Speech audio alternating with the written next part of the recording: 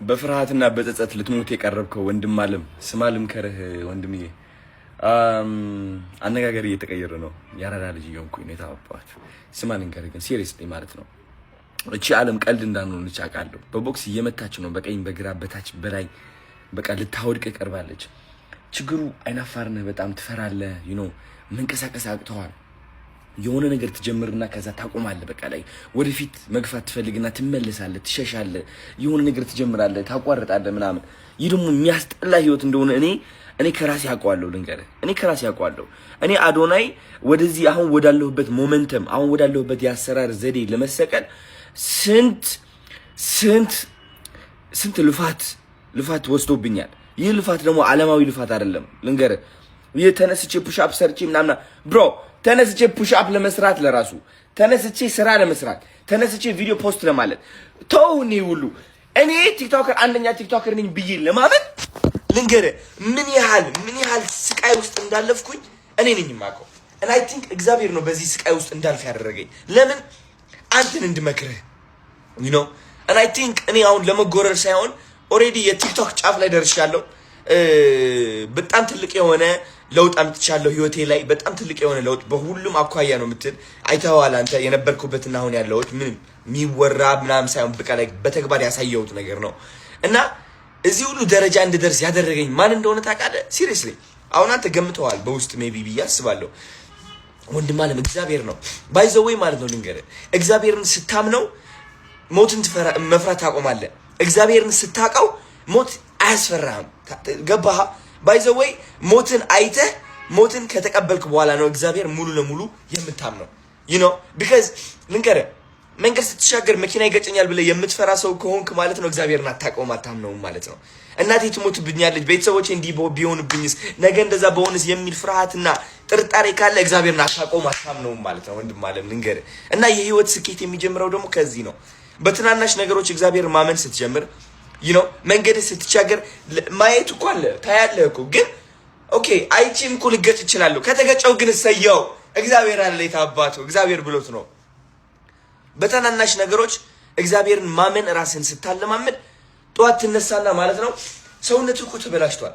ግን አይምሮ አንተ እንደዚህ ተበላሽተህ ነው የምትቀረው አያልፍልህም ብሎ ሲጫወትብህ ምን ትሆናለህ? በትንሽ ነገር እግዚአብሔርን ታምነዋለህ። እንዴት አድርገህ ነው የምታምነው? ኦኬ 10 ፑሽአፕ ለምን አልሰራም? አይ ኖ ገራሚ ለውጥ እንደማመጣ። ለምን በሳምንት አንድ የ10 ሰከንድ ቪዲዮ አለቅም? አይ ኖ ሰው እንደሚወደኝ። አይ ኖ ማለት አውቃለሁ ማለት ነው። በማን ነው የምታውቀው? በእግዚአብሔር። ለምን? ስለምታምነው። ፓስተር አዶናይ እንዳትለኝ አሁን ተረጋጋ። እውነት ለመናገር እኔ ስለ እግዚአብሔር ማውራት ፓስተር የሚያስብለኝ ከሆነ ፓስተር አዶናይ በለኝ ከፈለግ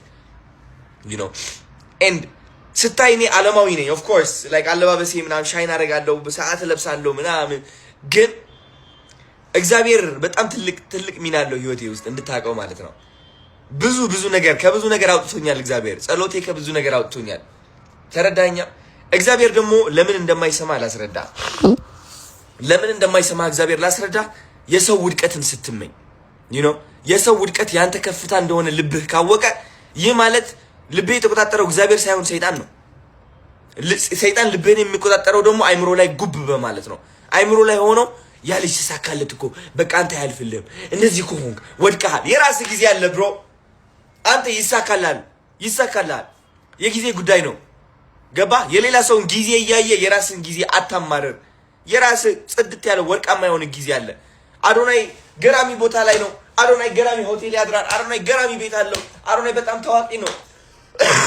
አዶናይ ገራሚ ላይፍ አለው ብለህ ምጠላኝ ከሆነ በእኔ የምትናደድና ዝቅተኝነት የሚሰማ ከሆነ ወንድም አለም የኔ በረከት ሊያናድድ አይገባም። ቢካዝ እግዚአብሔር ሊያሳየህ እየሞከረ ነው። ያንተ ህይወት እንዴት አባቱ ከፍ ማለት እንዳለበት እያሳየህ ነው ያለው በተግባር። ይኸው ተመልከት። አዶናይ የት ነበረ? አሁን የት ያለ? አዶናይ እንደ ሞቲቬሽን ተጠቀመው፣ እንደ ቅናት ሳይሆን እንደ ሞቲቬሽን። ዋው አዶናይ እዚህ ነበር፣ እዚህ ደረሰ፣ ተመስገን። እኔም ለካስ ደርሳለሁ። እግዚአብሔር እያሳየኝ ነው።